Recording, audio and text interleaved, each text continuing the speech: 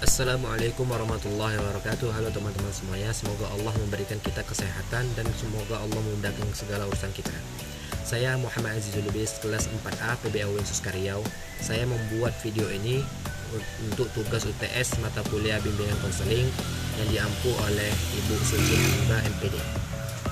Baik, saya di sini akan menjelaskan tentang prinsip-prinsip bimbingan konseling. Sebelum saya menjelaskan prinsip-prinsip konseling, saya akan menjelaskan tentang pengertian bimbingan konseling.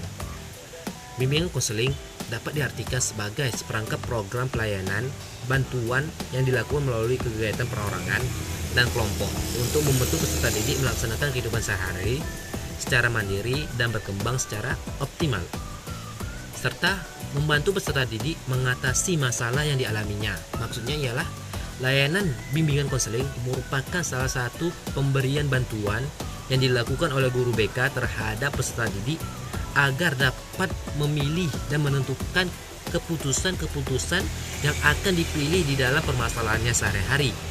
Kenyataan ditemukan bahwa banyak anak didik yang mengalami berbagai permasalahan menyangkut tentang kepribadian peserta didik maupun masalah yang terkait dengan mata pelajarannya.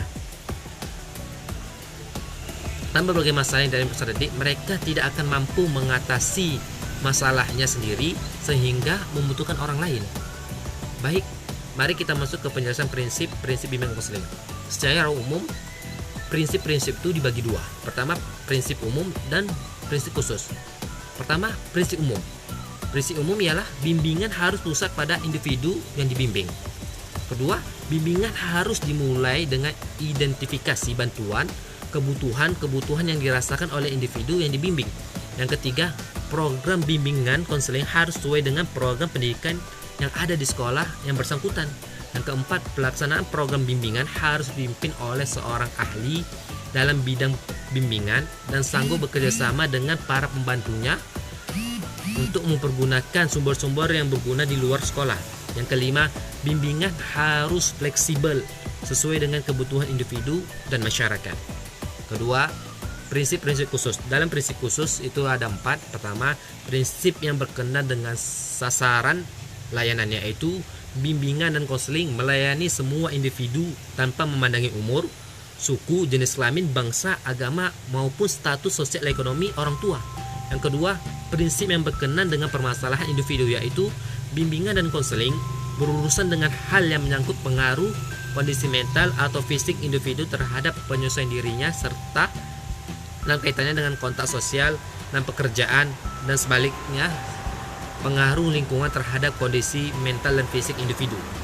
Yang ketiga, prinsip yang berkenaan dengan program layanan, yaitu program bimbingan dan konseling harus fleksibel, disesuaikan dengan kebutuhan individu, masyarakat, dan kondisi lembaga.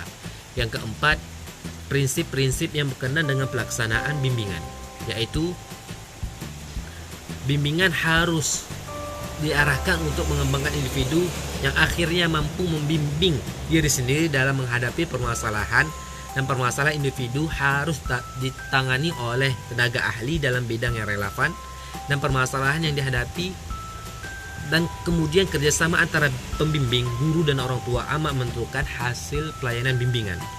Menurut para ahli, Yusuf dan Jutika, mereka mengumumkan bahwa prinsip bimbingan yaitu pertama, bimbingan dan konseling diperuntukkan bagi semua individu tanpa terkecuali.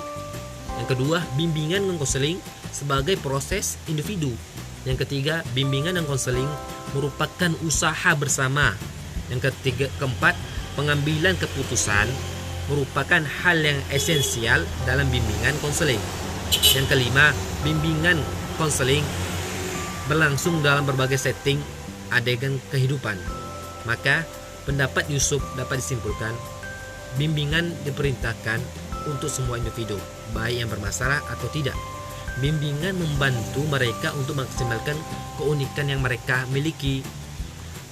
Baik, kesimpulan dari seluruhnya, bimbingan konseling dapat diartikan sebagai seperangkap program pelayanan bantuan yang dilakukan guru BK melalui kegiatan perorangan atau kelompok untuk membentuk peserta didik melaksanakan kehidupan sehari-hari secara mandiri dan secara optimal.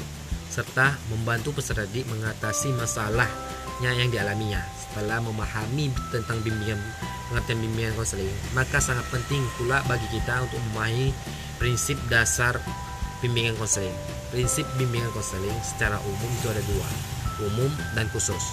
Sekian dari saya, semoga bermanfaat. Wabillahi taufiq wal hidayah. Assalamualaikum warahmatullahi wabarakatuh.